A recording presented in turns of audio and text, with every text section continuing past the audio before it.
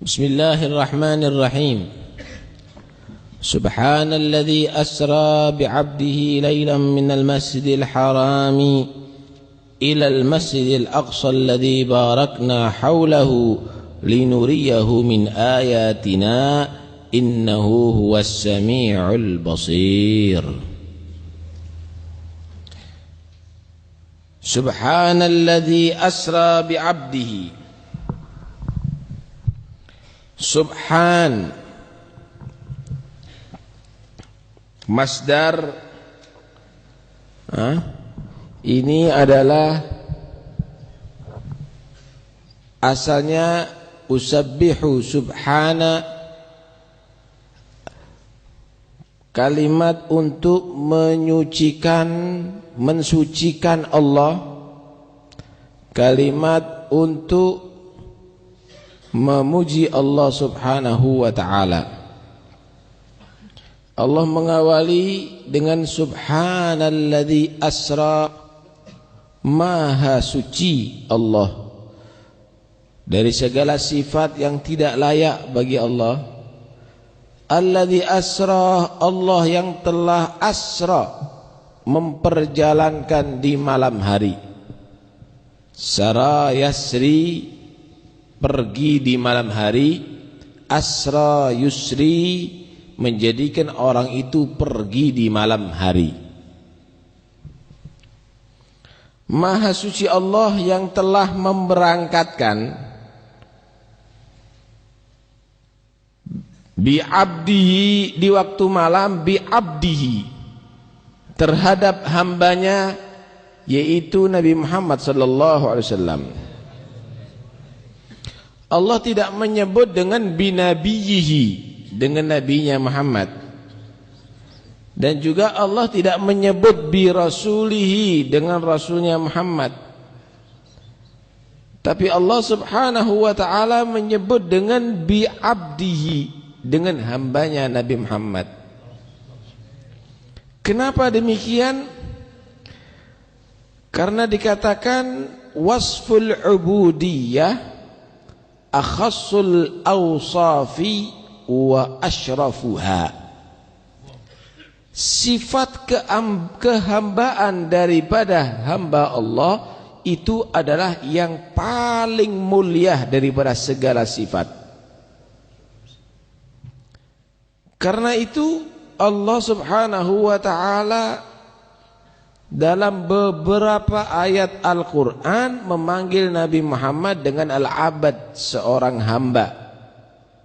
Seperti fa'auha ila abdihi ma'auha, yaitu Muhammad Rasulullah SAW.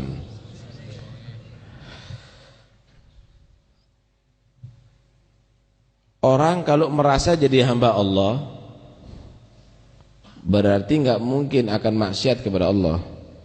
Jadi hamba, budaknya manusia aja patuh, nurut, apalagi jadi budak dan hambanya Allah subhanahu wa ta'ala. Kalau ada budak,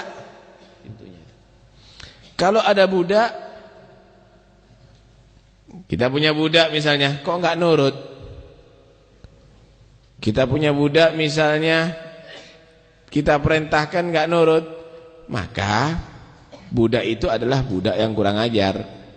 Ya tentunya kita akan membenci itu budak, kita jual atau kita berikan kepada yang lainnya. Enggak mungkin akan kita cintai. Tapi kalau sudah punya budak nurut, patuh, ini budak beneran. Begitulah Nabi Muhammad SAW terhadap Allah, tidak pernah melanggar. Terhadap Allah subhanahu wa ta'ala selalu patuh, selalu nurut, sallallahu alaihi wa alihi wasallam. Kalimat bi'abdihi itu juga menjaga umatnya Rasulullah supaya tidak sampai melesat dan sesat seperti umat Nabi Isa.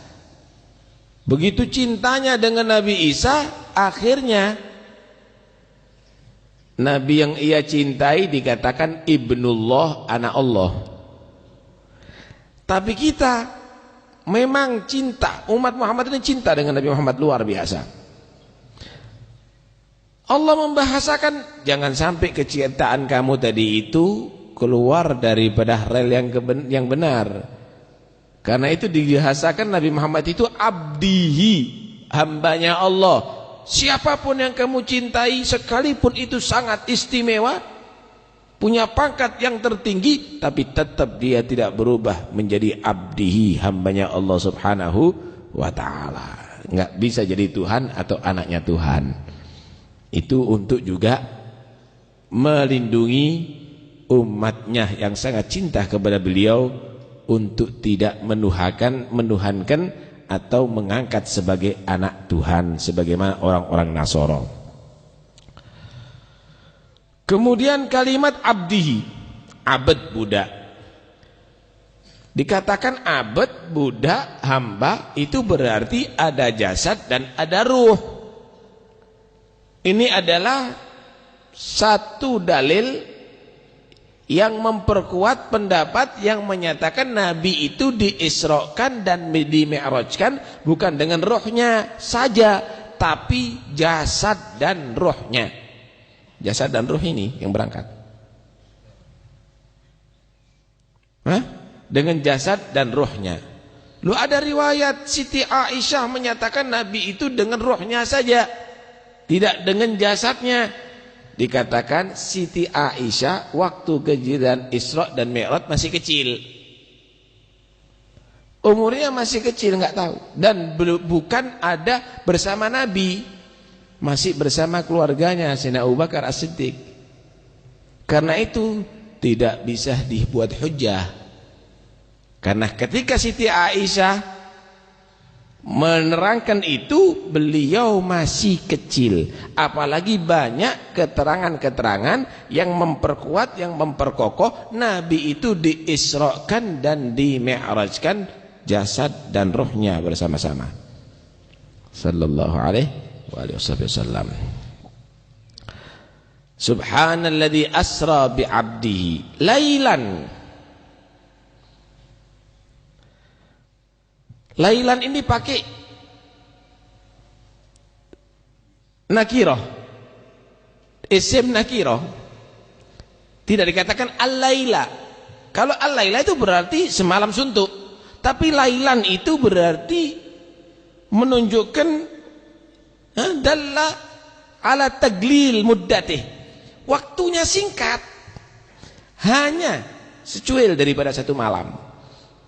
Di situ ulama bermacam-macam berpendapat. Ada menyatakan itu adalah sepertiga malam, ada menyatakan itu 4 jam, ada menyatakan 3 jam, bahkan ada yang menyatakan hanya sebentar. Nabi Muhammad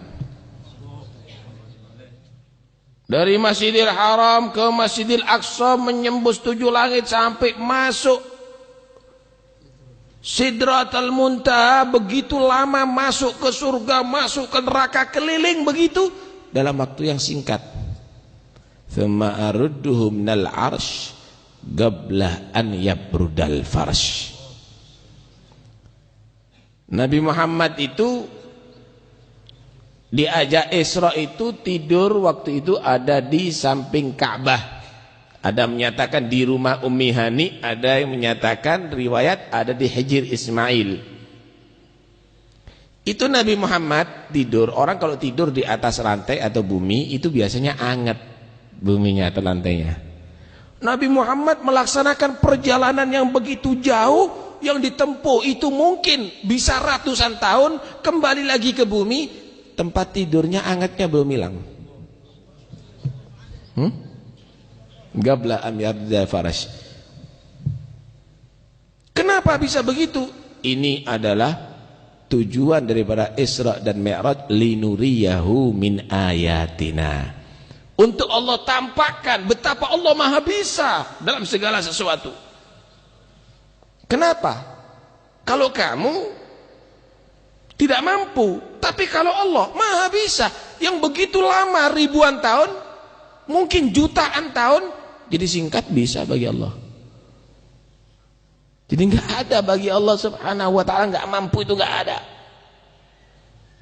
Ditampakkan kepada beliau sallallahu alaihi wa alihi wa sahbihi wasallam. Lailan pakai isim nakirah. Hah? Pakai isim nakirah berarti itu menunjukkan taglil, sangat sedikit waktunya untuk mencapai itu. Tapi begitu banyak yang disaksikan oleh Rasul sallallahu alaihi wasallam. Dari mana Allah memperjalankan Nabi Muhammad di waktu malam itu? Minal masjidil harami